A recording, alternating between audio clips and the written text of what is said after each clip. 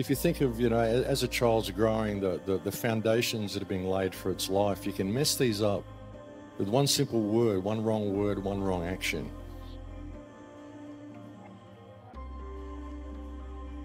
You're obliged to pretend respect for people and institutions you think absurd.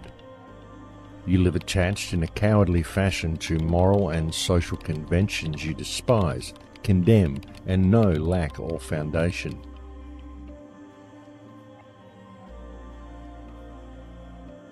Intellectual freedom begins when one says with Socrates that he knows nothing, and then goes on to add, do you know what you don't know, and therefore what you should know?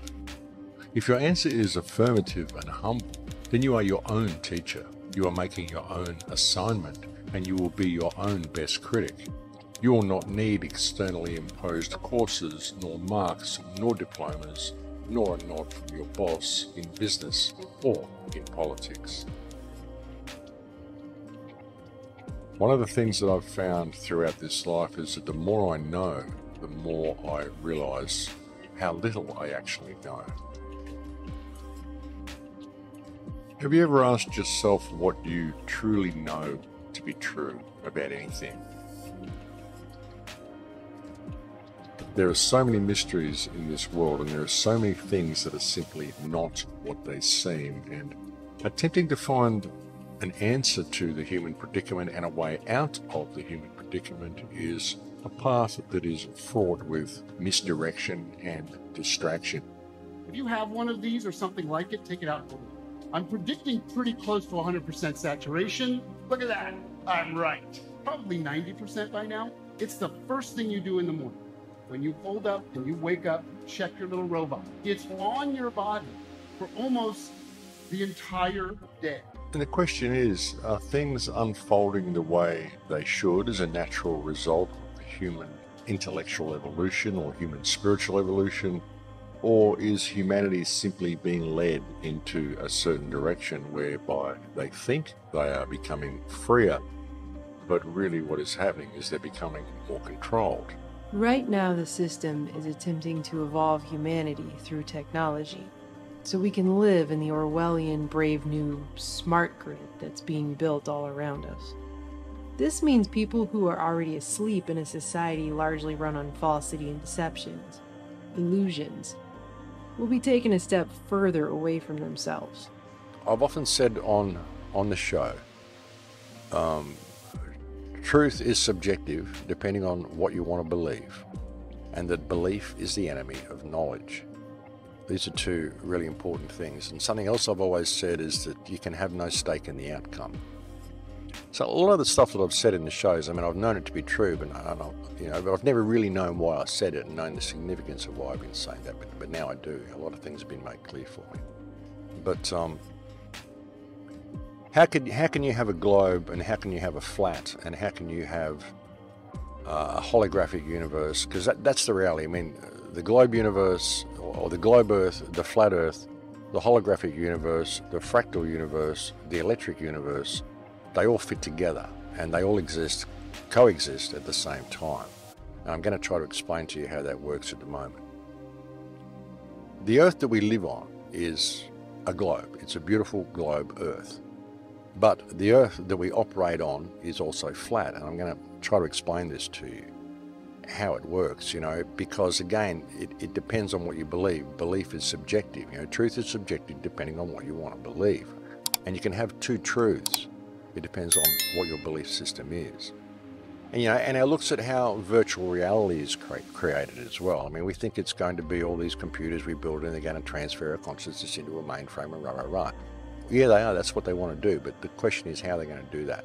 A lot of this stuff that we're seeing is basically removing human decision-making from certain equations. It's putting it all under the control of AI. And this is the case even with the blockchain, because the blockchain is basically its own thing, and it runs its transactions and its ledgers in its own way. It removes human decision-making from the chain. And this is a good thing in many ways, as it decentralizes control of currency, but it also removes decision-making from the minds of the average man on the street. You know, I was a child when I was 5 years old, 4 or 5 years old. I don't know how old I was, 4 or 5 years old. I idolized my family, my sisters and the people. They were like demigods to me. And we had an incident, a really simple incident. Someone had been stealing cream from the refrigerator. My mother used to make up these big bowls of whipped cream. We had them for dessert every night. Someone had been coming up and stealing the cream every night. And I got up one night, running to the toilet, 4 or 5 years old. I caught this guest staying at our house stealing the cream. This young girl that had been living there as my kind of stepsister, stealing the cream from the fridge. And I just looked and went, "Oh, it's you that's been stealing the cream." Ran off to the toilet, didn't think anything about it, went to bed. Got up in the morning, and this girl, as I was running to the toilet again in the morning, she said, "I caught Max stealing the cream from the fridge last night." And my mother grabbed me, and she pulled a belt down from the rack, and she whipped me with this belt. And this girl was standing behind us, smiling, looking at it, really enjoying the pain that I was in. This was the first time I ever experienced pain. The first time I ever experienced a lie was the first time I ever experienced someone getting enjoyment from the lie. And it changed the entire foundation of my life. I held on to that incident with the whipped cream for 25 years. I thought, people don't care about you. I couldn't understand why my parents would even worry about talking to the people at the shop when they went to buy bread. Why are you bothering talking to those people, Mum? They don't care about you. Nobody cares about anybody.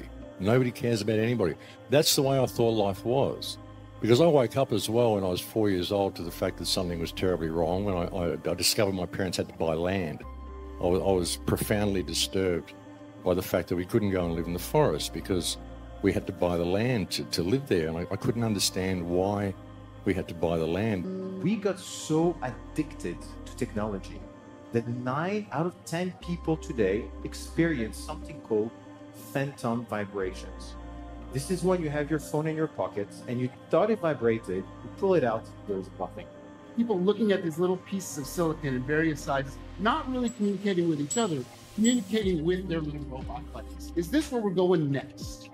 Are we effectively softened up enough as humans with our robotic connections to the world that we are actually going to be accepting more, a lot more? And when you learn about what this is called virtual reality, you will be amazed at what it can do.